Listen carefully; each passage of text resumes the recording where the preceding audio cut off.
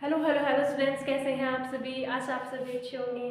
मैं भी अच्छी हूँ। स्वागत है आप सभी का राधे राधे क्लासेस में। तो प्रीवियस वीडियो में हमने क्या पढ़ा था, एंडोप्लाज्मिक रेटिकुलम के बारे में पढ़ा था। याद है सभी को। वेसाइकल्स पढ़े थे, कंपोनेंट्स पढ़े थे हमने एंडोप्लाज्मिक रेटिकुलम के। ठीक है, कौन कौन से कंपोनेंट्स एक बार देखते, पीछे का रिविजन देख लेते हैं हम। वेसाइकल्स पढ़े थे, ट्यूब्यूल्स पढ़े थे ना, सभी को याद होंगे। वेसाइकल्स, ट्यूब्यूल्स सभी को याद है। वेसाइकल्स और ट्यूब्यूल्स सभी को याद है। और एक पढ़ा था हमने सिस्टर्ने, ठीक है। और एक हमने क्या पढ़ा था, सिस्टर्ने पढ़ा था। ठीक है, सिस्टर्ने क्या होता था, सिस्टर्ने क्या होता था, एक बार हम रिवीजन कर रहे हैं, बाद में पढ़ेंगे।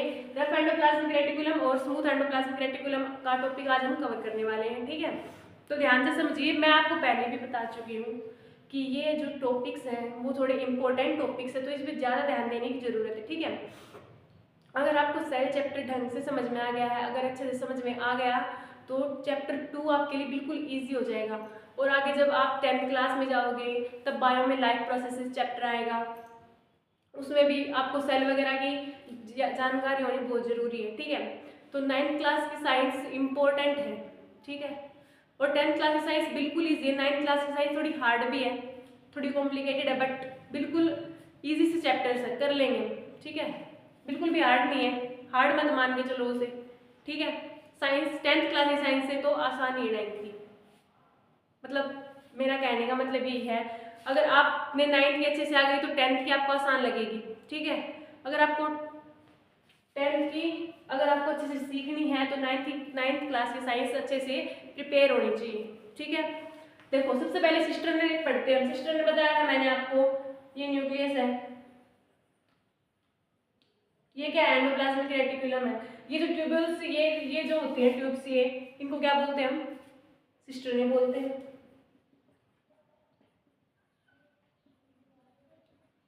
सिस्टरने, ठीक है, ये क्या थी, हमारी सिस्टरने थी। वेसाइकल्स, वेसाइकल्स मैंने बताया था आपको, यहाँ पे ऐसे बैग से लगे होते हैं, इनको बोलते हैं वेसाइकल्स। ठीक है, ये क्या है, वेसाइकल्स है, वेसाइकल्स है। ठीक है, पैकेजिंग करते हैं, मैंने आपको बताया था। उसके बाद आता है हमारे टॉपिक ट्यूब्यूल्स। ट्यूब्यूल्स क्या होती थी,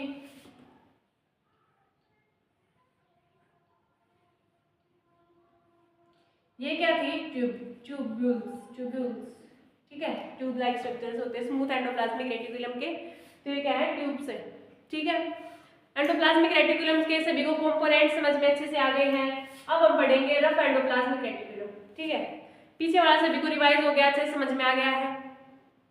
ठीक है, अब हम पढ़ने वाले टाइप्स ऑफ एंडोप्लाज्मिक रेटिकुलम। ठीक है, रफ एंडोप्लाज्मिक रेटिकुलम आपको पहले बता चुकी हूँ, दो टाइप्स है इसके, रफ एंडोप्लाज्मिक रेटिकुलम और एक smooth endoplasmic reticulum.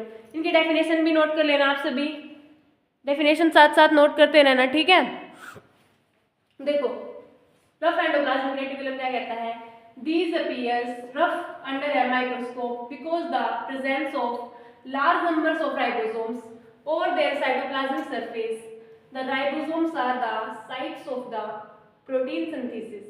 Thus, the rough endoplasmic reticulum is engaged in the synthesis and transport of protein. देखो पहली लाइन से समझते, मैंने आपको बताया था ये क्या है, न्यूक्लियस है। ये मान लो कि हमारी एंडोप्लाज्मिक रेटिकुलम बना दी मैं यहाँ पे, रफ एंडोप्लाज्मिक रेटिकुलम। ठीक है,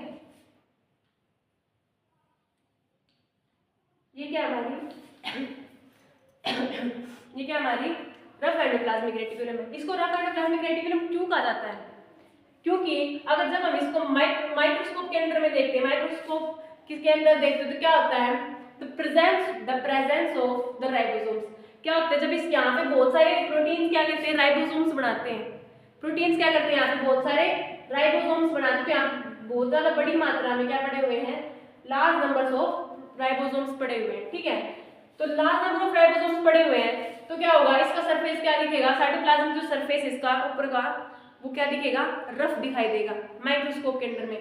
जब हम इसे माइक्रोस्कोप के अंदर में देखेंगे तब कैसा सरफेस दिखाई देगा, ये रफ सरफेस दिखाई देगा। ठीक है, इसीलिए इसको बोलते हैं रफ एंडोप्लाज्मिक रेटिकुलम। देखो इसी ने यही बोला है, these appears rough under the microscope। Microscope के अंदर कैसा दिखता है, ये रफ दिखाई देता है, ठीक है। Because of the presence of the large number of ribosomes, क्योंकि यहाँ पे बड़ी मात्रा में क्या पड़े हुए हैं, राइबोसोम्स पड़े हुए हैं, ठीक है। ओवर देयर साइटोप्लाज्मिक सरफेस, जो साइटोप्लाज्मिक सरफेस ऊपर वाला है इसके ऊपर क्या पड़े हुए हैं, लार्ज मात्रा में, बड़ी मात्रा में क्या पड़े हुए हैं, राइबोसोम्स, इसलिए इसका सरफेस रफ दिखाई देता है। The ribosomes are the sites of the protein synthesis, दस क्या कहता है, the ribosomes are the site of, देखो मैंने आपको बताया था प्रोटीन्स बनाते हैं, तो ribosomes are the sites, ribosome किसकी साइट है, प्रोटीन सिंथेसिस की तो साइट है। मैंने आपको बताया था राइबोसोम्स किसकी साइट है, प्रोटीन सिंथेसिस की ही साइट है ये, ठीक है। बात समझ में आ रही सभी को।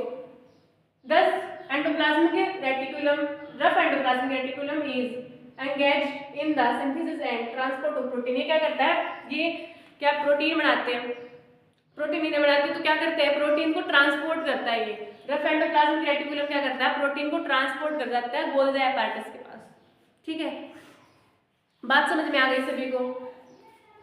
फिर से एक बार डेफिनेशन रीड करो मेरे साथ, सभी मेरे साथ डेफिनेशन बोलेंगे, बिल्कुल इजी डेफिनेशन है, आप जैसे जैसे मेरे साथ बोलोगे आपको लर्न हो जाएगी डेफिनेशन, ठीक है।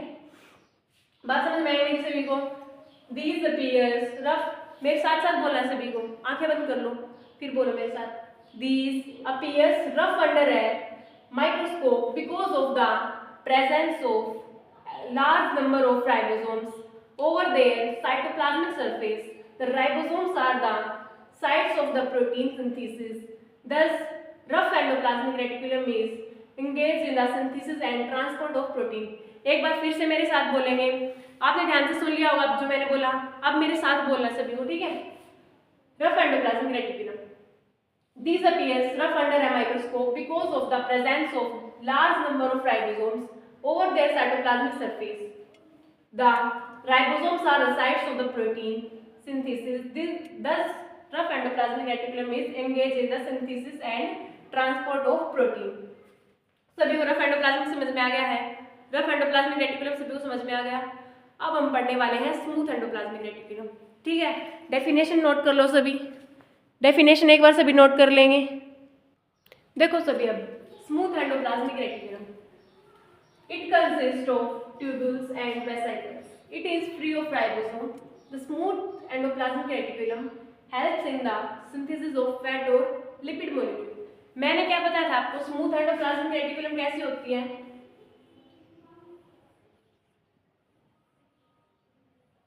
कुछ ऐसे ट्यूब लाइक स्ट्रक्चर होते हैं, ठीक है, कुछ ऐसी होती है स्मूथ एंडोप्लाज्मिक रेटिकुलम, ठीक है, ऐसी स्मूथ एंडोप्लाज्मिक रेटिकुलम, ठीक है। मैंने क्या बताया था, इनके पास राइबोसोम्स नहीं होते, ठीक है, प्रोटीन्स नहीं बना पाती है, तो क्या क्या कहता है, राइबोसोम्स नहीं होते तो इनका सरफेस रफ कैसे होगा, तो रफ सरफेस नहीं होता इनका, ठीक है, इसलिए क्या कहते हैं, इसको स्मूथ एंडोप्लाज्मिक रेटिकुलम कहते हैं, ठीक है। बात समझ में आई सभी को। It consist of tubules and vesicles, क्या कहता है, इसके पास क्या होती है, ट्यूबुल्स होती है और वेसिकल्स होती हैं। It is a free of ribosome, इसके पास क्या होते हैं, राइबोसोम्स नहीं होते, ठीक है। The smooth endoplasmic reticulum helps in the synthesis of fat और लिपिड मॉलिक्यूल। क्या कहता है, किस प्रोसेस में हेल्प करती है स्मूथ एंडोप्लाज्मिक रेटिकुलम, फैट और लिपिड के मॉलिक्यूल, फैट और लिपिड के मॉलिक्यूल को सिंथेसिस करने में क्या करती है, स्मूथ एंडोप्लाज्मिक रेटिकुलम हेल्प करती है, ठीक है। स्मूथ एंडोप्लाज्मिक रेटिकुलम सभी को समझ में आ गया, रफ एंडोप्लाज्मिक रेटिकुलम सभी को समझ में आ गया। मैं फिर से बता देती हूँ, रफ एंडोप्लाज्मिक रेटिकुलम क्या था, उसके पास क्या होती है, वेसिकल्स होती है, रफ सरफेस होता है, उसके जो साइटोप्लाज्मिक सरफेस होता है उसके ऊपर क्या पड़े होते हैं, बहुत सारी मात्रा में राइबोसोम्स पड़े होते हैं, इसलिए उसके माइक्रोस्कोप के अंदर कैसा दिखता है, वो रफ सरफेस दिखता है उसका, ठीक है। फिर था smooth endoplasmic reticulum, it consist of tubules and vesicles. It is free of ribosomes. The smooth endoplasmic reticulum helps in the synthesis of fat or lipid molecules. मेरे साथ बोलेंगे एक बार सभी। It consists of tubules and vesicles. It is free of ribosome. The smooth endoplasmic reticulum helps in the synthesis of fat or lipid molecule. समझ में आ गया सभी को? आज आप सभी को ये स्मूथ एंडोप्लाज्मिक रेटिकुलम और रफ एंडोप्लाज्मिक रेटिकुलम दोनों टाइप्स समझ आ गए हैं एंडोप्लाज्मिक रेटिकुलम के। सभी नोट कर लेना, डेफिनेशन इंपॉर्टेंट है। आज आप सभी को डेफिनेशन वीडियो में ही याद हो गई होंगी, 2-3 बार पढ़ने के बाद वीडियो में आपको डेफिनेशन याद हो गई होंगी और मैंने आपको समझा भी दिया है। समझाने के बाद आप खुद से डेफिनेशन बना सकते हो, ठीक है। ये डेफिनेशंस भी राइट है, ठीक है, और इनको लर्न कर लेना, ठीक है। एग्जाम में ये इंपॉर्टेंट टॉपिक है एंडोप्लाज्मिक रेटिकुलम का। आगे जब हम 10th क्लास में जो चैप्टर पढ़ेंगे उनमें भी क्या इंपॉर्टेंस बहुत है इनकी, ठीक है। आज आप सभी को smooth endoplasmic reticulum, rough endoplasmic reticulum सभी को समझ में आ गया होगा। तो मिलते हैं नेक्स्ट वीडियो में। Bye bye all of you.